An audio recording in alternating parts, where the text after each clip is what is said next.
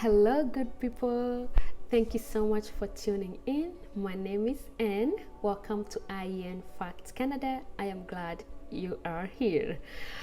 In today's video, we are discussing the NCLEX and how best you can be able to study for the NCLEX and pass in your first take or in your first attempt. I know you might be asking yourself, why is it very important that you pass the NCLEX, or why do you have to pass the NCLEX before you can practice or before you get your full license? And the answer is very simple. The NCLEX measures your ability to practice safely and in a competent manner. Very simple, right? I bet. Okay, so you're going to find out that most of the NCLEX questions are all about safety, critical thinking, prioritizing, delegation, and all of those, they point towards one direction, which is client safety. Are we together up to that point? If we are, please hit that like button and the subscription button if you haven't done that yet, and I really appreciate. Thank you.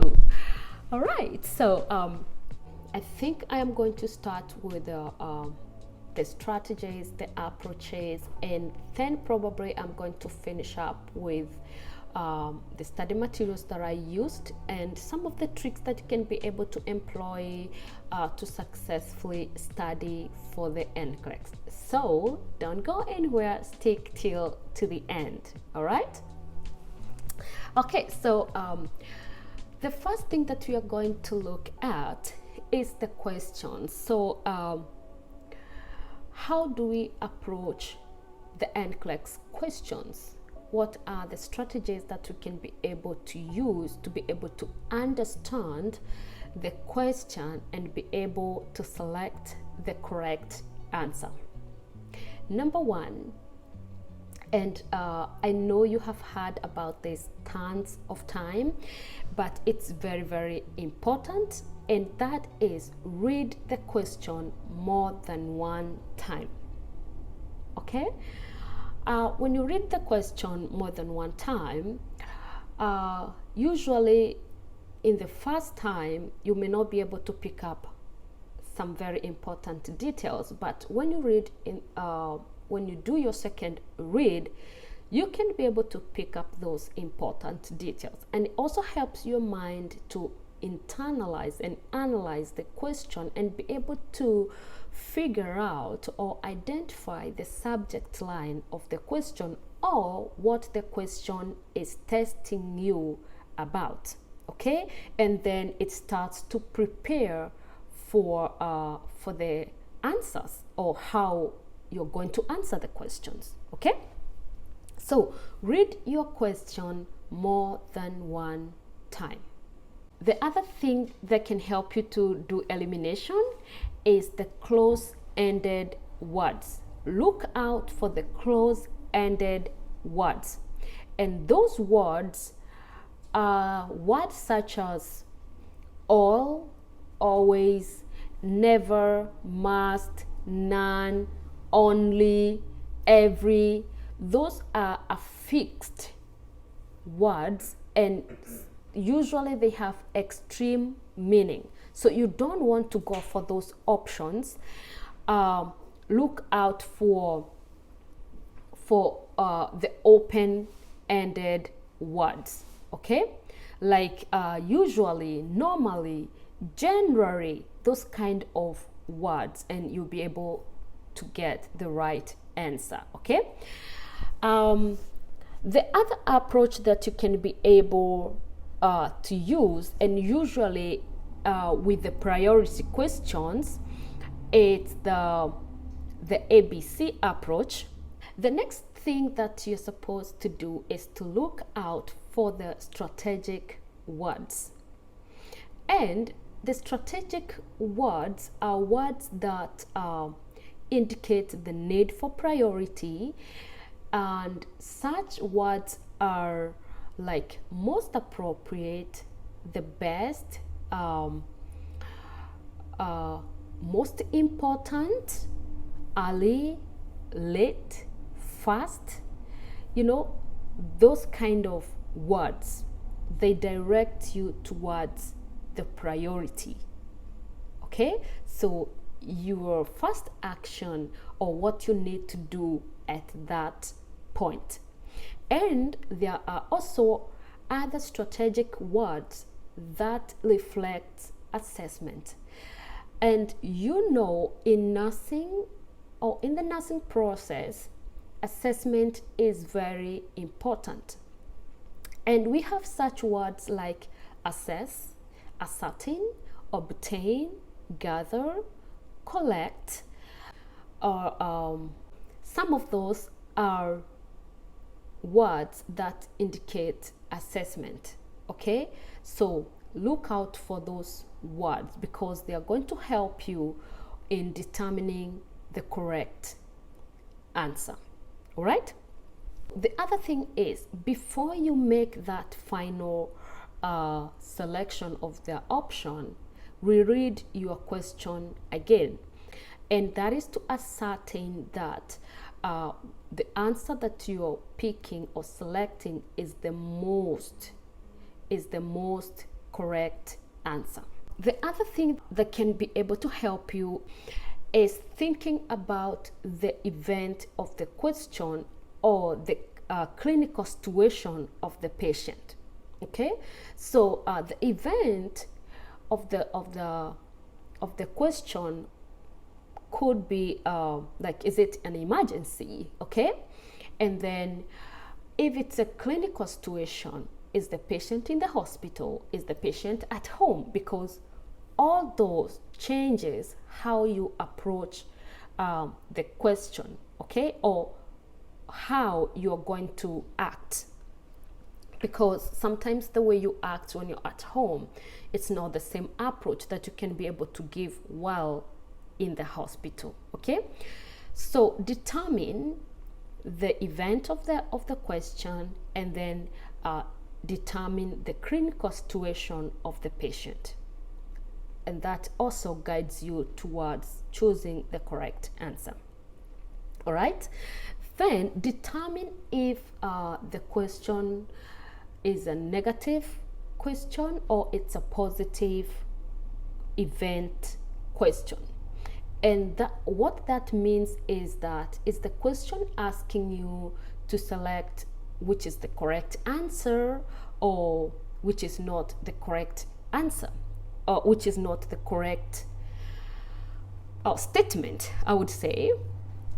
And sometimes you might find a question that is giving you a statement, and then they ask you to choose the most correct option for that statement. Okay, or in other words,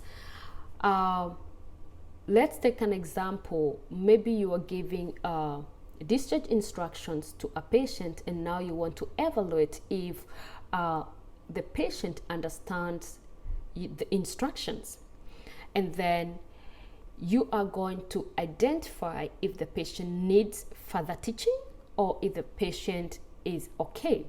All right, so if the patient doesn't need further teaching, then that's a positive event. If the patient needs further teaching, then that's a negative event. So look out for those positive or negative events so that you can be able to know which answer you'll be looking out for, whether you're looking for the positive or you are looking for the negative. All right, so those are some of the questions that you can, some of the strategies that you can be able to use when you are approaching the question. And now when it comes to selecting the answers, number one, what you need to do is to use the elimination method. And NCLEX questions are very tricky because you may find that all the options are correct, Okay, it all depends on what they are testing for or what the question wants, but the option might be correct, all of them. Okay, or you might find the 3 options are all correct except one which might be outright wrong. Okay, but most of them, usually they are all good options. Okay, so understand the question so that you can be able to eliminate those which ones you do not need. And this is where you will need the strategic words, because the strategic words changes the whole picture or the approach that you're going to give to that event. So if it's asking for the highest priority, right? Okay, and you have all the options, you can be able to do all that intervention that are given in all those other options, but which is the most appropriate or which is of the highest priority? So that changes everything. Okay, so try to understand the question, check the strategic words, and then eliminate those which are not correct options. Okay, and how you can be able to eliminate those options is checking for the comparable or alike options. Some options, they talk about the same thing. Okay, for example, if you have a patient who is at risk for volume excess, and then they are asking you for which options will put the patient to more risk. Okay, and then you have the option for a patient who is taking antidiuretics or a patient who has an ileostomy. Like those 2 options, the ileostomy and antidiuretics, they are directing you to fluid imbalance, so that is not putting the patient at risk. So those 2 are comparable, and you can outrightly eliminate those 2. Okay, so look out for those comparable or alike options. All right, then the other way you can be able to eliminate is to check for an umbrella option. And the umbrella option is an answer that is broad, or it has some concept from the other options. Let me give an example of infection prevention question where they asking you for what you're going to do to prevent infections. So you have options like gloving or masking or gowning, and then you have this one option that has the standard precautions. Okay, so when it has a standard precaution, that means it carries all the others. It's like 4-in-1 or 3-in-1 option. So the best option for you is to choose the umbrella option, which has the standard precautions. That is the airway, breathing, and circulation. It can help you when it comes to the priority questions. Okay, and also the nursing process technique can also help you in the priority questions, because you can be able to know in which stage of the nursing process you are in. So are you in the assessment stage? Are you in the nursing diagnosis stage? Are you in the evaluation or in the intervention stage? And then you can be able to make the most appropriate choice depending on which stage of the nursing process you are in.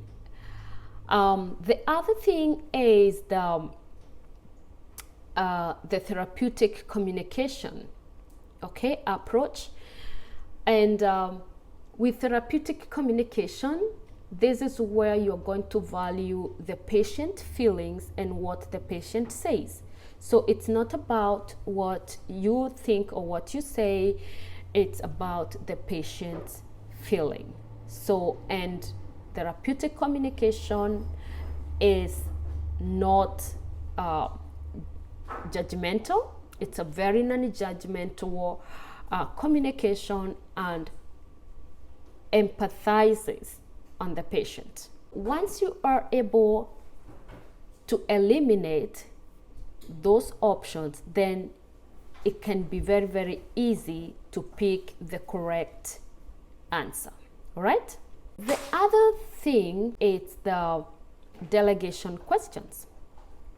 And in delegation questions, what you need to know is to determine the assignment or the task that you want to delegate, okay? And then you are supposed to identify or to consider the patient's need, okay? Is the patient of high acuity? Is the patient stable? Or what do I need to, or what are the needs of this patient? And who is the most appropriate healthcare provider to delegate the tasks? Once you're able to consider that, then you can also consider the most appropriate healthcare provider depending on their scope of practice, okay?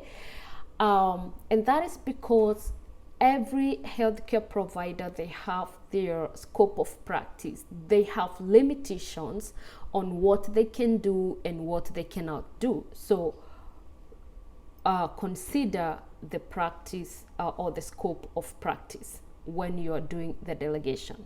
Okay, so be able to know what a patient care attendant can do, what a licensed practical nurse can do, and what a registered nurse can do, so that you can be able to know which one to delegate to who. All right? And also the acuity of the patient, because if the patient is of higher acuity, then you want the most experienced registered nurse. Okay, so those will help you to deal with the delegation questions. The other thing is about the pharmacology or pharmacological questions, and that is the area that I really dreaded, because oh my gosh, all the medications, they are different. The names are different from what I was used to, and I had to relearn the names of the medications. Okay, there are those which have some similarities, or but the names, you identify the medication by their names or the classification, but relearning them was very difficult. So I really dreaded the pharmacology questions, and guess what? I had lots of pharmacology questions in my NCLEX exam. So they are very important points for you to consider when you're dealing with pharmacology questions. First and foremost, if you're familiar with the medication, then that is very good, because you can be able to use your nursing knowledge to be able to tackle that question. If you're not familiar with the medication, then you can find out if a medical diagnosis is given in the question, and probably you can relate the medications with the medical diagnosis. If it's the antibiotics, is it a bacterial infection? And you can be able to relate those two and probably be able to come up with the correct answer. The other thing, when you're doing your study, try to classify the medication according to their classes. That makes it very easy, because you can be able to relate those medication in one class. It can be difficult to remember all the medication, but when you know the medication that falls into a certain class, then it can be very easy for you to use the general knowledge that you have for that classification to relate or associate it with what is being asked. If it's about the side effect of a certain medication and you know other medications that are in that classification, then it's easier for you because you can relate the two and probably be able to get the most correct answer for that question. So classify the medication according to their classes. You know, there are antibiotics like antihypertensive, there is the ACE inhibitors or the channel blockers, you know, like have them classified in one class, and then study about their interaction, study about the side effects associated with those medications, and then you'll be able to relate all those medication in that class, which becomes very, very easy. Okay. And then the other important point to consider are general information about pharmacology and drugs in general, like do not administer antacids with other medication because it affects absorption of other medication. Okay. Patient can never change the dosage of their medication. Okay. And they cannot stop taking their medications abruptly. All right. The other thing is that all the enteric coated medication, the sustained release medication can never be crushed, and the capsules cannot be opened. So those are the general rules, okay, and very important for you to know. The other thing is that a nurse cannot adjust a medication dosage, and neither can they discontinue a medication for a patient. Okay.